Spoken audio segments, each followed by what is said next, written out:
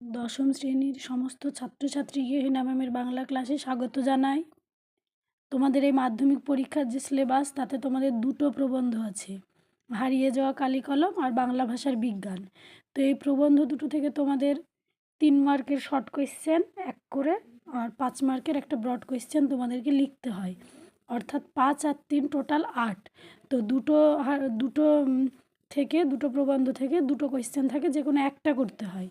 তো তোমাদের আজকে আমি আলোচনা করব হারিয়ে যাওয়া কালি কলম। আর শর্ট কোয়েশ্চেন দুটো প্রবন্ধ মিলিয়ে 4টে থাকবে, তোমাদেরকে 3টে লিখতে হবে। তাহলে প্রবন্ধগুলোকে তোমাদেরকে ভালো করে পড়তে হবে। তো প্রবন্ধগুলো দুটোর মধ্যে আজকে আমি হারিয়ে যাওয়া কালি কলম নিয়ে আলোচনা করছি। দেখো, তোমাদের হারিয়ে যাওয়া কালি কলম প্রবন্ধটি এখানে লিখেছে কে? শ্রীপান্থ। শ্রীপান্থ হলো লেখকের ছদ্মনাম, অর্থাৎ প্রাবন্ধিকের ছদ্মনাম। সেই প্রাবন্ধিকের প্রকৃত নাম হলো নিখিল সরকার।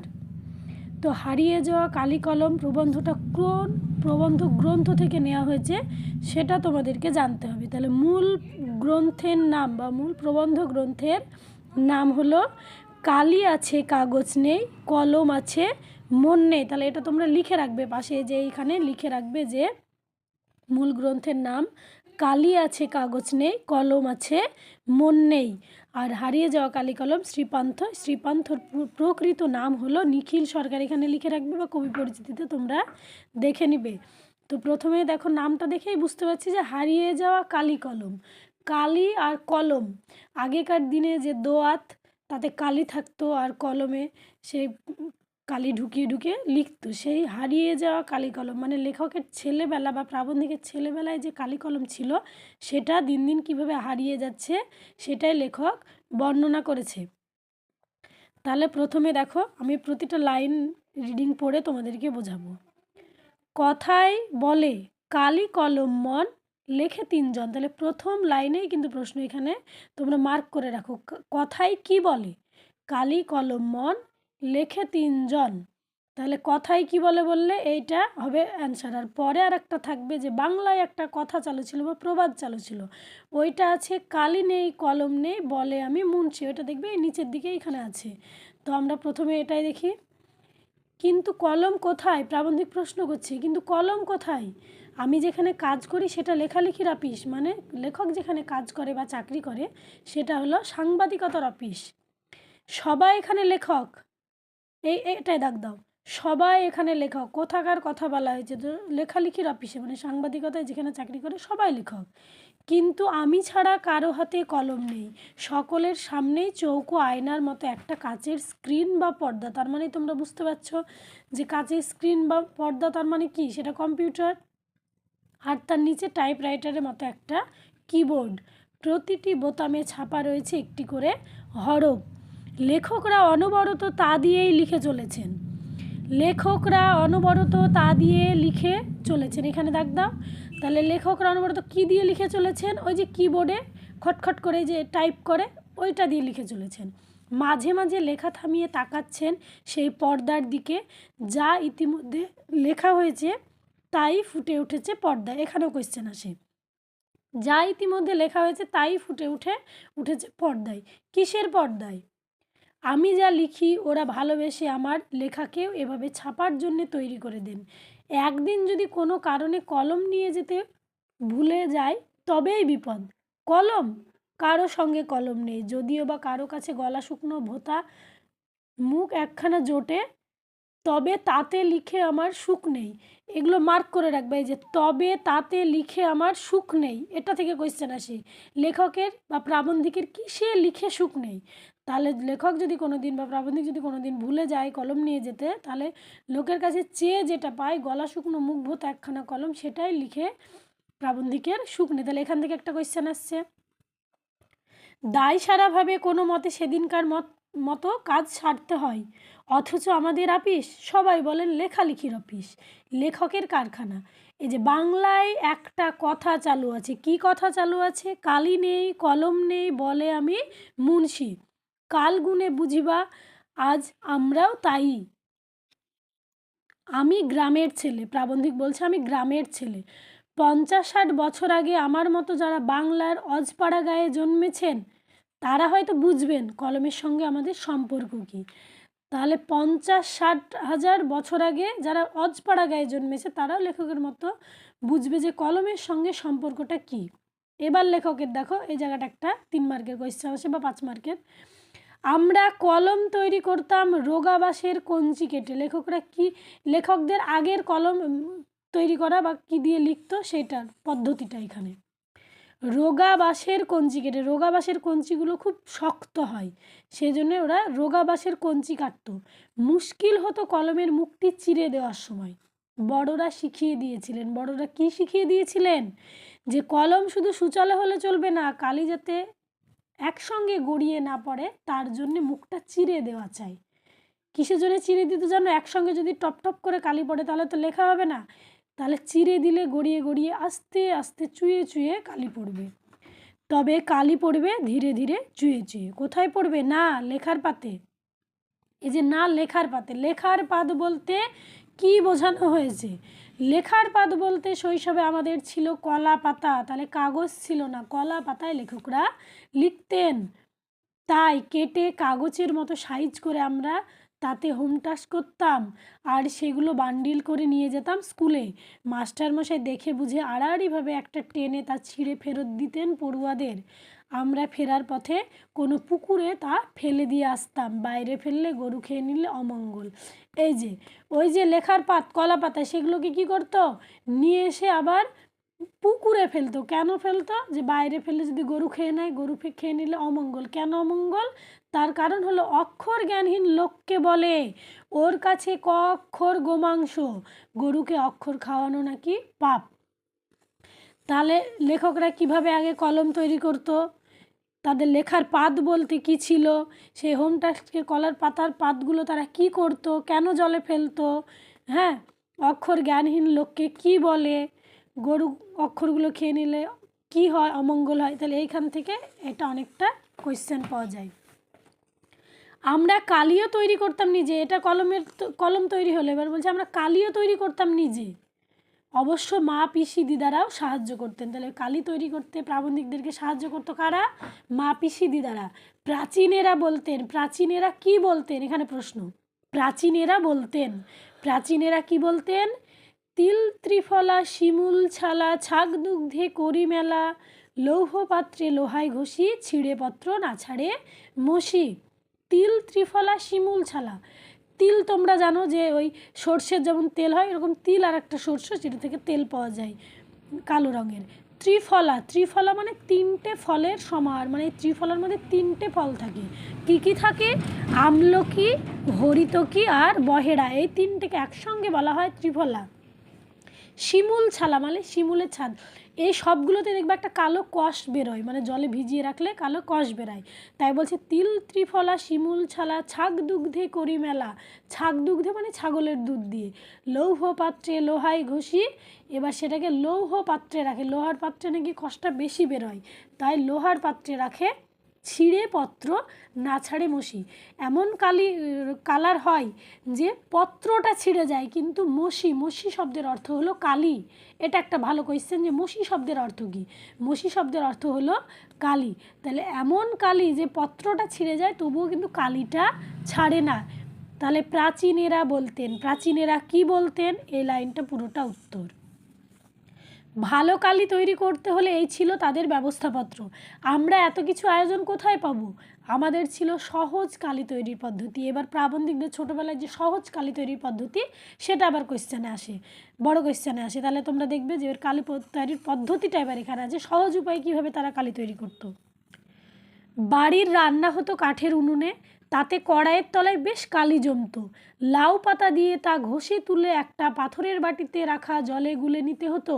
আমাদের মধ্যে যারা ওস্তাদ তারা ওই কালো জলে হরিতকি ঘষতো। কখনো কখনো মাকে দিয়ে আতপ চাল ভেজে পুড়িয়ে তা বেটে ওতে মিশাতো। সব ভালো করে মেশাবার পর একটা খুন্তির গোড়ার দিকটা পুড়িয়ে লাল টকটকে করে সেই জলে ছ্যাঁকা দেওয়া হতো। অল্প জল তো, তাই অনেক সময় টকবক করে ফুটতো। এই যে কালি তৈরির পদ্ধতি, এই যে বাড়ির যে রান্নার কড়াই, তা থেকে কি পাতা দিয়ে ঘষে তুলতো? এটা একটা 1 মার্কের কোয়েশ্চেন। লাউ পাতা দিয়ে ঘষে তুলতো, সেটাকে জলে গুলতো। তারপরে কি করতো? যারা ওস্তাদ তারা কি করতো, এটা 1 মার্কের কোয়েশ্চেন আছে, যারা ওস্তাদ তারা কি করতো যে তাতে একটা জলে হরিতকি ঘষতো। আর ওর মায়েরা আবার কি করতো, আতপ চাল ভেজে তা পুড়িয়ে বেটে তাতে মেশাতো। আর সব করার পরে কি করতো, খুন্তির গোড়ার দিকটা পুড়িয়ে লাল টকটকে করলে কি হয় জানো, কালারটা ভালো ফোটে। অনেকে দেখবে রান্নার সময় ওই খুন্তি পুড়িয়ে রান্নার কোনো ঝোলে ঠেকায়, তাহলে সেটা নাকি কালার ভালো হয়। তাই বলছে অল্প জল তাই টকবক করে ফুটতো, তারপর ন্যাকড়ায় ছেঁকে দোয়াতে ঢেলে কালি, দোয়াত মানে মাটির দোয়াত। তাহলে লেখকদের যে সহজ কালি তৈরির পদ্ধতি, এটা বড় কোয়েশ্চেন আসে। তার মাঝে আবার অনেকগুলো শর্ট কোয়েশ্চেন ঢোকানো আছে, যে কী পাতা দিয়ে ঘষে তুলতো, লাউ পাতা দিয়ে, তাতে আতপ চাল গুঁড়ো করে দিত, তাতে ওই খুন্তির গোড়ার দিকটা পুড়িয়ে ঠেকাতো, এইসবগুলো শর্ট কোয়েশ্চেন। বাঁশের কলম, মাটির দোয়াত, ঘরে তৈরি কালি আর কলা পাতা, বলতে গেলে তাই নিয়েই আমাদের প্রথম লেখালেখি। এইখানে একটা কোয়েশ্চেন, বলতে গেলে তাই নিয়েই আমাদের প্রথম লেখালেখি, তাই নিয়েই আমাদের প্রথম লেখালেখি, কী নিয়ে আমাদের প্রথম লেখালেখি, বাঁশের কলম, মাটির দোয়াত আর ঘরে তৈরি কালি আর কলা পাতা। এত বছর পরে সেই কলম যখন হাতছাড়া হওয়ার উপক্রম, তখন মনে কষ্ট হয় বই কি। ভাবি, আচ্ছা আমি যদি যীশু খ্রিস্টের আগে জন্মাতাম, যদি ভারতে জন্ম না হয়ে আমার জন্ম হতো প্রাচীন মিশরে, আমি যদি বাঙালি না হয়ে হতাম প্রাচীন সুমেরিয়ান বা ফিনিশিয়ান, তবে হয়তো নীল নদীর তীর থেকে একটা নলখাগড়া ভেঙে নিয়ে আসতাম, সেটিকে ভোঁতা করে তুলি বানিয়ে নিয়ে লিখতাম। লেখক যদি বাঙালি না হয়ে সুমেরিয়ান বা ফিনিশিয়ান হতেন, তাহলে কি করতো, তাহলে নীল নদের তীর থেকে একটা নলখাগড়া ভেঙে সেটাকে ভোঁতা করে তুলি বানিয়ে লিখতো। হয়তো সুচালু করে কলম বানাতাম। হয়তো ফিনিশীয় আমি, আর ফিনিশীয় হলে কি করতো, বন্য প্রান্ত থেকে কুড়িয়ে নিত একটা হাড়, আমার কলম। এমনকি আমি যদি রোম সাম্রাজ্যের অধীশ্বর হতাম, আমি হতাম স্বয়ং জুলিয়াস সিজার, তাহলেও আমার শ্রেষ্ঠ কারিগররা বড়জোর একটা ব্রোঞ্জের শলাকা, যার পোশাকি নাম স্টাইলাস। এই যে একটা ইম্পর্টেন্ট শর্ট কোয়েশ্চেন, ব্রোঞ্জের শলাকার পোশাকি নাম কি, স্টাইলাস, তুলে দিত আমার হাতে, তার বেশি কিছু নয়। সিজার যে কলমটি দিয়ে কাশকাকে আঘাত করেছিলেন, সেটি কিন্তু এই স্টাইলাস বা ব্রোঞ্জের ধারালো শলাকা। জুলিয়াস সিজার যে খুব সুন্দর একটা শেক্সপিয়ারের নাটক, সেখানে কাশকাকে যে কলমটি দিয়ে আঘাত করেছিল সিজার, সেই কলমটি ছিল ব্রোঞ্জের শলাকা বা স্টাইলাস। কলম সেদিন খুনিও হতে পারে বই কি, এখানে একটা এ লাইনটা তুলে কোয়েশ্চেন আসে, কলম সেদিন খুনিও হতে পারে বই কি। কোন দিন খুনি হওয়ার কথা বলা হয়েছে, ওই যে সিজার কাশকাকে আঘাত করেছিল স্টাইলাস বা ব্রোঞ্জের শলাকা দিয়ে।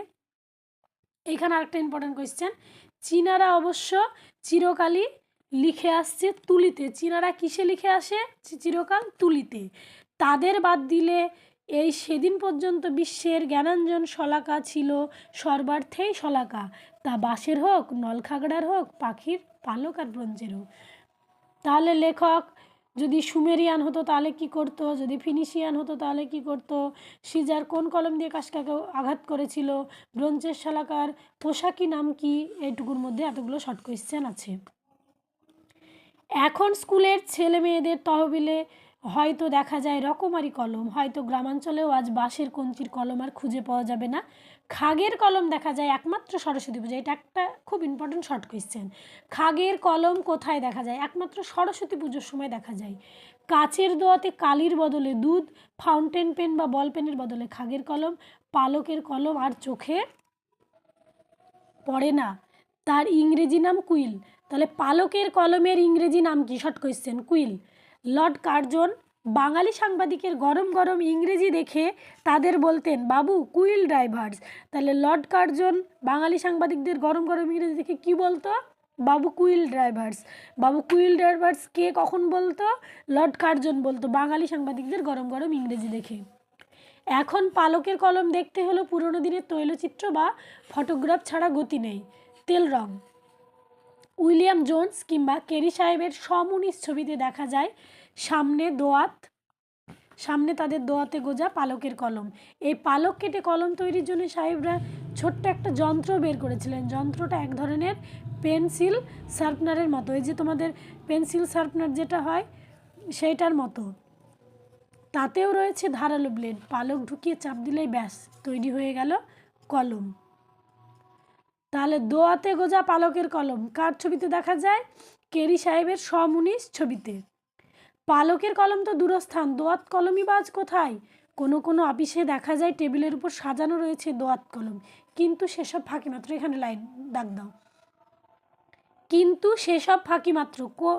কি ফাঁকি মাত্র মানে কোন কাজকে ফাঁকি বলা হয়েছে? যদিও কোনো কোনো অফিসে টেবিলে কলম সাজানো দেখা যায়, তবুও তাতে কিন্তু লেখা হয় না, তাই বলছে যে সেটা ফাঁকি মাত্র। ওই কলম দুটি আসলে ছদ্মবেশী বল পেন মাত্র। তাকে আবার কেউ কেউ বলেন ডট পেন। বল পেনের অপর নাম কি? Dot pen. যেটা তোমরা এখন বর্তমানে লেখো সেটাকে বলা হয় বল পেন বা ডট পেন। কিছুকাল আগে একজন বিদেশি সাংবাদিক লিখেছিলেন, কলকাতার চৌরঙ্গির পথে গিজগিজ করছে ফেরিওয়ালা, তাদের প্রতি 3 জনের মধ্যে একজনের পেশা কলম বিক্রি। এক হাতে 10 কলমধারী ফেরিওয়ালা, কিন্তু এখন দেখা যায় সস্তার চূড়ান্ত, ফলে প্রত্যেকেরই পকেটে কলম।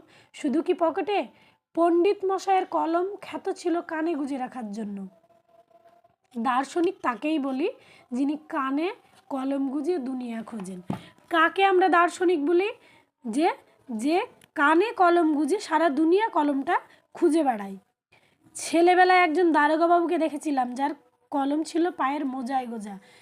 প্রাবন্ধিক ছেলেবেলায় একজন দারোগা বাবুকে দেখেছিলেন, তার কলম কোথায় গোজা ছিল? পায়ের মোজায়। আজকাল কোনো কোনো অতি আধুনিক ছেলেকে দেখি যার কলম বুক পকেটে নয়, কাঁধের ছোট্ট পকেটে সাজানো। কেউ কেউ অবশ্য চুলেও কলম ধারণ করেন, সেটা অবশ্য ইচ্ছাকৃত নয়।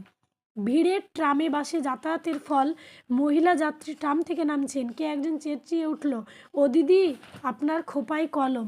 তোমরা দেখবে যারা মেয়ে ছাত্রী আছো তারা দেখবে, মেয়েরা অনেক সময় আমরা হাতে যখন কিছু পাই না তখন আমরা পেন দিয়ে কিন্তু আমরা চুলটা বেঁধে ফেলি।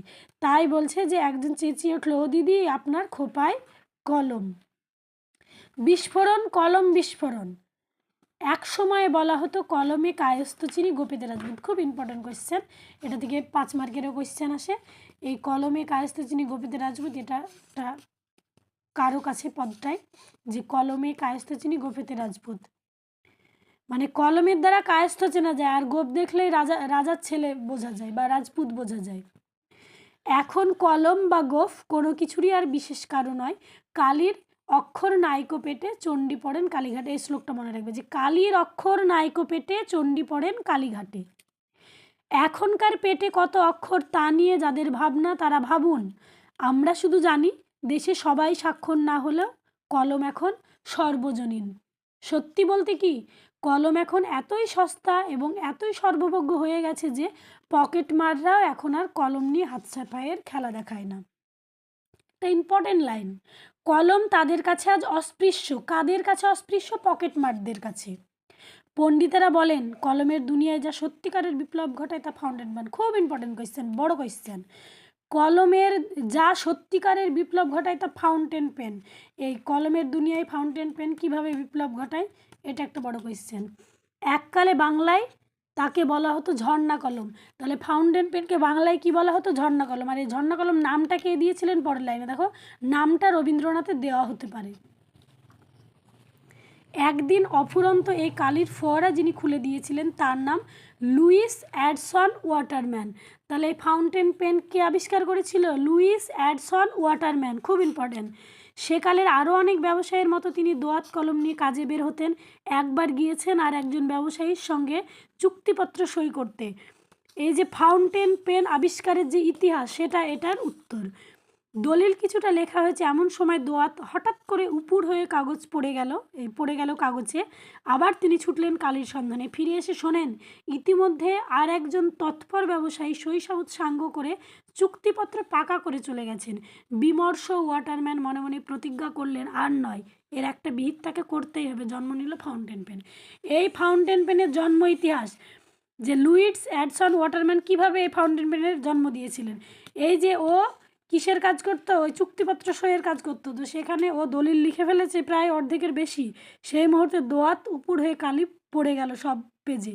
তখন সে আবার সেটা চেঞ্জ করে আসতেই দেখলো যে অন্য একজন চুক্তিপত্র স্বাক্ষর করে চলে গেছে। এই যে দীর্ঘমেয়াদী সময়, এই সময় কিন্তু আর নাই মানুষের, তাই সে আবিষ্কার করে ফেললো ফাউন্টেন পেন বা জন্ম নিল ফাউন্টেন পেন। তাহলে ফাউন্টেন পেনের জন্ম ইতিহাস হলো এইটুকু। আমার মনে পড়ে প্রথম ফাউন্টেন পেন কেনার কথা। এবার প্রাবন্ধিকের যে ফাউন্টেন পেন কেনার যে কথা, সেই ঘটনাটাও আবার পরীক্ষায় আসে। দ্বিতীয় মহাযুদ্ধের বেশ কয়েক বছর পরের ঘটনা। কলকাতার কলেজ স্ট্রিটের একটা নামি দোকানে গিয়েছি, যেখানে দেখবে কলকাতার কলেজ স্ট্রিট বই খাতা পেনের জন্য বিখ্যাত। সেখানে অনেক বই খাতা পেনের দোকান আছে। তো লেখক সেখানে গেছিলো ফাউন্টেন পেন কিনবে বলে। দোকানি জানতে চান কী কলম। ব্যাস ভ্যাবাচ্যাকে খেয়ে গেলাম। তিনি আউড়ে চলেছেন Parker, Shepherd, Waterman, Swan, Pilot. এবার দোকানি কী করলো, অনেকগুলো ফাউন্টেন পেনের নাম করে ফেললো। Parker, Shepherd, Waterman, Swan, Pilot. তোমরা এই পেনের নামগুলো তাহলে মনে রাখবে। কোনটার কী দাম সঙ্গে সঙ্গে তাও তিনি মুখস্থ বলতে লাগলেন। আমার মুখের দিকে তাকিয়ে বুঝতে পারলেন আমার পকেটের অবস্থা। তবে হ্যাঁ, সস্তার একটা পাইলট নিয়ে যাও, জাপানি কলম।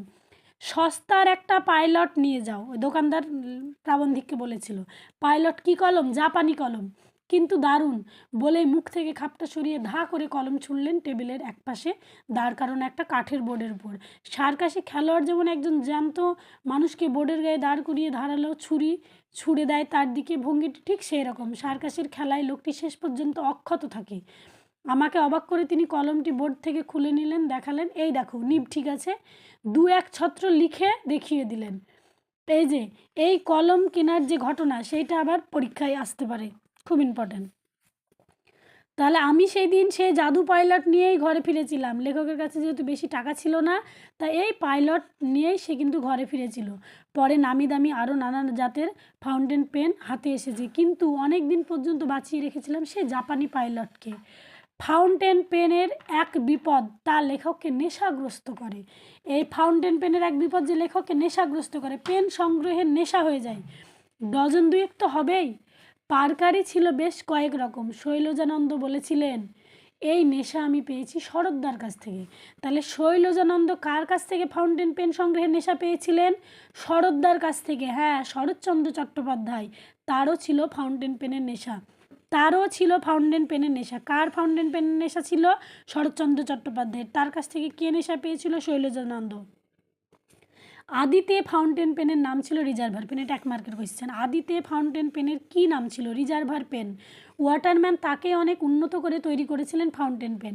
আমাদের ঝর্ণা কলম, বাংলায় ঝর্ণা কলম। আর এর আগের পৃষ্ঠা দিয়ে পড়ালাম যে ঝর্ণা কলম নামটা কে দিয়েছিল? বিশ্বকবি রবীন্দ্রনাথ ঠাকুর। গায়ের ছেলে আমি অবশ্য ফাউন্টেন পেন হাতে তুলে নিয়েছি অনেক পরে। আমি ছিলাম কালি কলমের ভক্ত, অর্থাৎ দোয়াত আর নিবের কলমের। বাঁশের বা কঞ্চির কলমকে ছুটি দিই শহরে হাই স্কুলে ভর্তির পর। কালি বানানোও বন্ধ তখন। কাচের দোয়াতে আমরা কালি বানাতাম, কালির ট্যাবলেট বা বড়ি গুলি দিয়ে। লাল নীল দুরকমই বড়ি পাওয়া যেত অবশ্য। তৈরি কালিও পাওয়া যেত দোয়াতে এবং বোতলে। তাদের সব বাহারি নাম। কয়েকটা কালির নাম তোমরা মনে রাখবে: কাজল কালি, সুলেখা কালি। বিদেশি কালিও পাওয়া যেত, তবে তা প্রধানত ফাউন্টেন পেনের জন্য। নিব এবং হ্যান্ডেল ছিল রকমারি। সুচালো মুখের নিবের মতো ছিল, চওড়া মুখের নিব, যার যেমনটি চাই। হ্যাঁ, বিদেশে উন্নত ধরনের নিবও বের হয়েছিল এক সময়। সেসব গরুর শিং নয়তো কচ্ছপের খোল কেটে তৈরি, খুবই টেকসই। পালকের কলম তাড়াতাড়ি ভোঁতা হয়ে যায়, তাই এই ব্যবস্থা। তাহলে এই কচ্ছপের খোল কেটে যদি বানানো যায় তাহলে সেটা খুব টেকসই হয়। কখনো বা শিঙের নিবের মুখ বসানো হতো হিরে, কখনো বা শিঙের নিবের মুখে হিরে বসানো হতো। ফাউন্টেন পেনের প্ল্যাটিনাম, সোনা এইসব দিয়ে মুড়ে তাকে আরও দামি, আরও পোক্ত করা হতো। এসব রকমারি চেহারার সস্তা দামি ফাউন্টেন পেন বাজারে ছেড়ে ক্রমে হটিয়ে দেওয়া হলো দোয়াত আর কলমকে। আমরা যখন কলেজে পড়ছি তখন বলতে গেলে সব পড়ুয়াই পকেটেই ফাউন্টেন পেন। কঞ্চির কলম, খাগের কলম, পালকের কলম সব উধাও। সেই সঙ্গে শিক্ষিত ঘরে কিংবা আপিসে আদালতে টেবিল থেকে উধাও জোড়া দোয়াত কলম, সেগুলো সাজিয়ে রাখবার আসবাব। কালির আধার, ব্লটিং পেপার সব। কালির আধারটা কি? কালির আধার ব্লটিং পেপার। এক সময় লেখা শুকানো হতো বালি দিয়ে, ব্লটিং পেপার দিয়ে।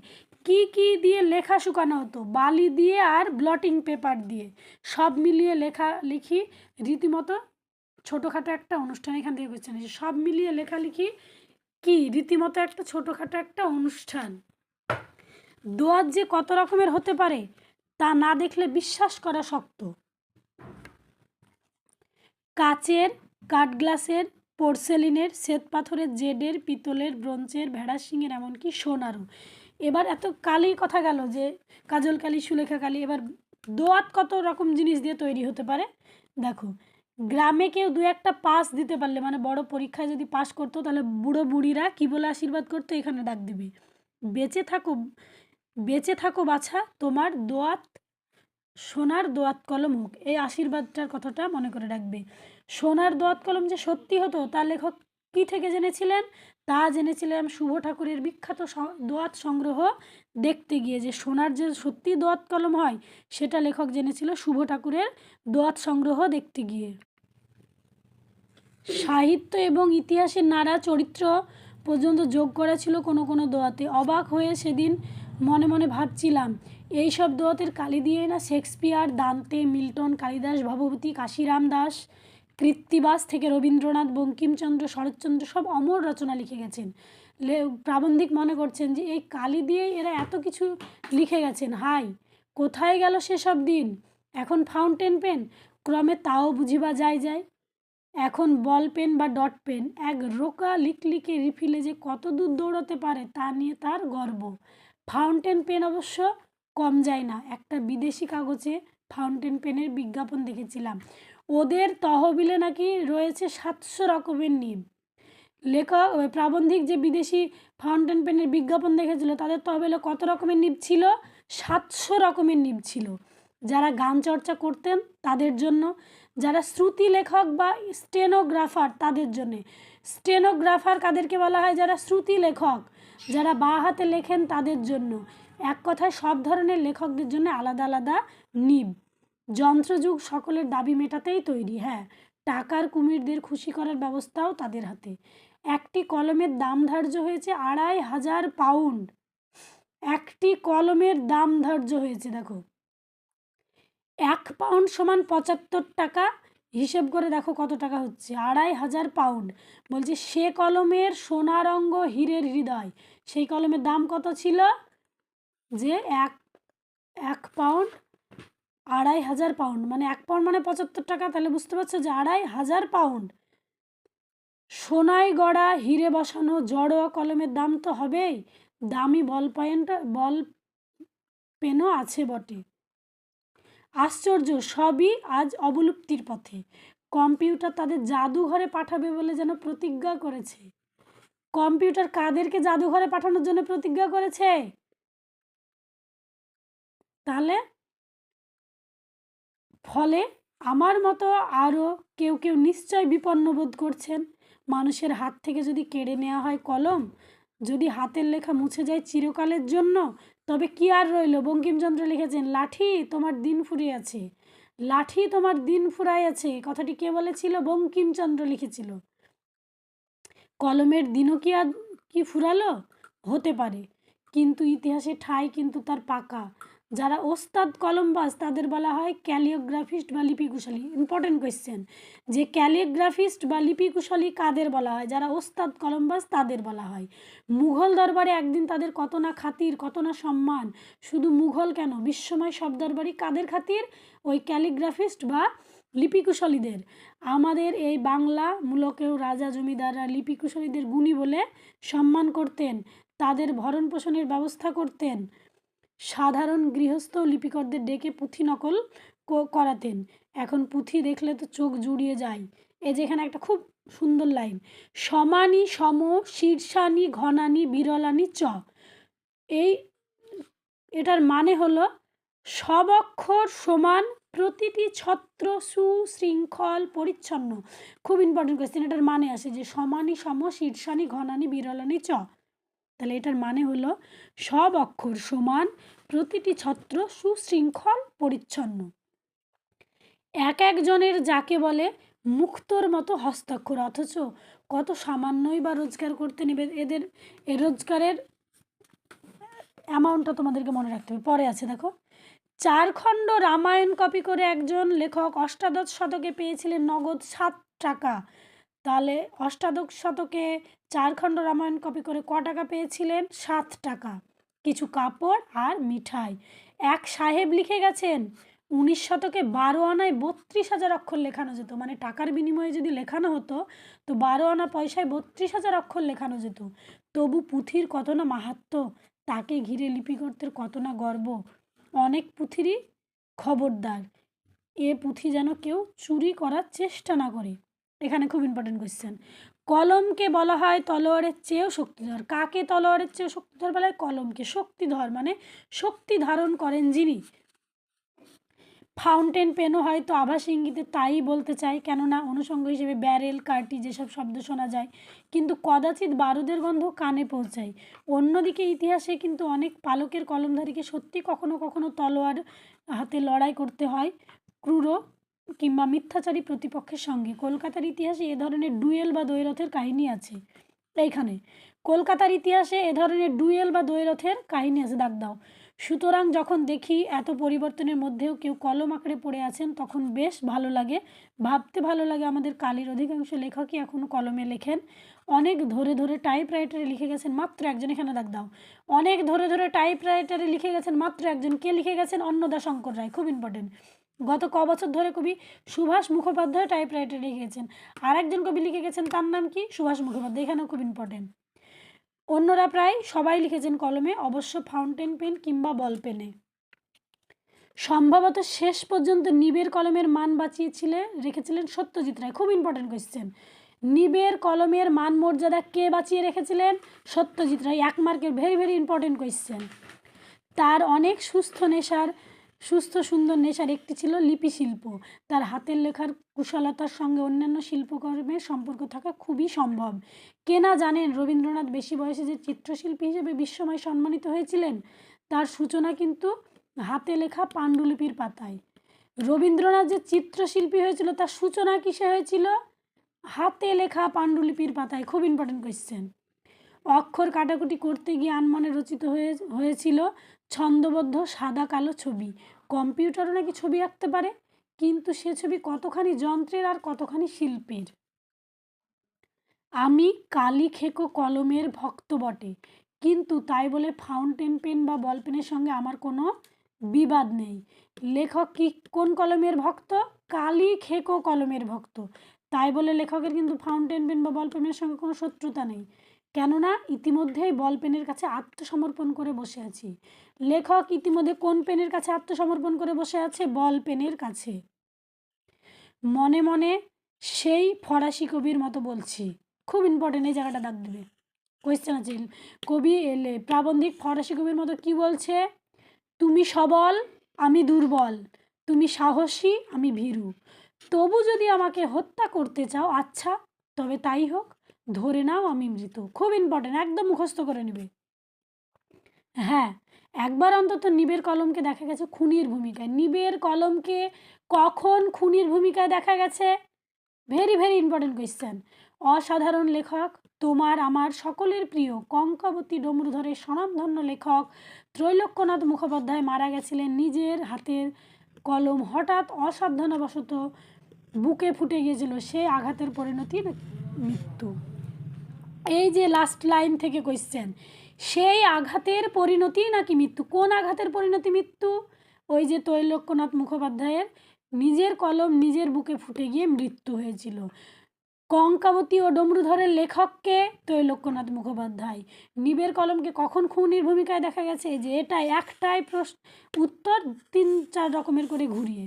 আমি বলেছিলাম যে তোমাদের শ্রীপান্থর পুরো নাম হলো নিখিল সরকার প্রকৃতম। এই যে এখানে আছে দেখো, নিখিল সরকার। তাহলে এই প্রবন্ধটা তোমরা ভালোভাবে পড়বে। এত সুন্দর একটা প্রবন্ধ, আর আমি প্রতিটা লাইনে দেখো কেমন কেমন কোয়েশ্চেন আছে বলে দিয়েছি। তোমরা আরও পরবর্তী ভিডিও পেতে আমার চ্যানেলটিকে সাবস্ক্রাইব করে রেখো। আর যদি তোমাদের এই ভিডিওটা ভালো লাগে তাহলে অবশ্যই লাইক আর কমেন্ট করতে ভুলো না।